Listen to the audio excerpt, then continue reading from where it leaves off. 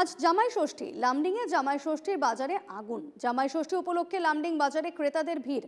মাছ মাংস থেকে শুরু করে নানা সামগ্রী দেদার বিকোচ্ছে। রুই, কাতলা, বোয়াল এবং মাছের রাজা ইলিশ আকাশ ছোঁয়া দাম। তবু ক্রেতারা যেন দমছেন না। শাকসবজি, ফলমূল সবই অগ্নিমূল্য। বাঙালি হিন্দু সমাজে জামাই ষষ্ঠীর বিশেষ একটা গুরুত্ব রয়েছে।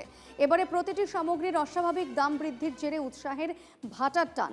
তবু বছরের এই একটা দিনেই জামাইদের আপ্যায়নের ত্রুটি রাখতে চান না শাশুড়ি মায়েরা।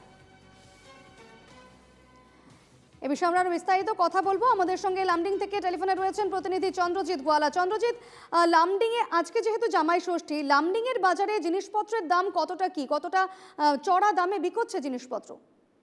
হ্যাঁ, আপনি ঠিকই বলছেন। লামডিংয়ে কিন্তু দিনে দিনে দেখা যাচ্ছে যে নিত্য প্রয়োজনীয় সামগ্রীর সাথে সাথে যেমন করে আজকে জামাই ষষ্ঠীতেও কিন্তু দেখা গেল একদম যে কোনো জিনিসের দাম আগুন ছোঁয়া তার সাথে সাথে রয়েছে। আর লামডিং বাজারেও দেখা গিয়েছে যে গ্রাহকের বা ক্রেতাদের ভিড়। আর তার মধ্যে দেখা গেল যে ইলিশ মাছের দাম 1000 থেকে 1200 টাকা, তারপরে লোকাল কাতল 400 টাকা, রুই 180 টাকা।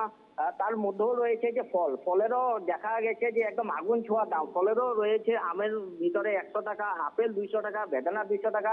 কিন্তু উপায় নেই, আমাদের বাঙালি হিন্দু সমাজের জামাই ষষ্ঠী বছরে একটা দিনই আসে।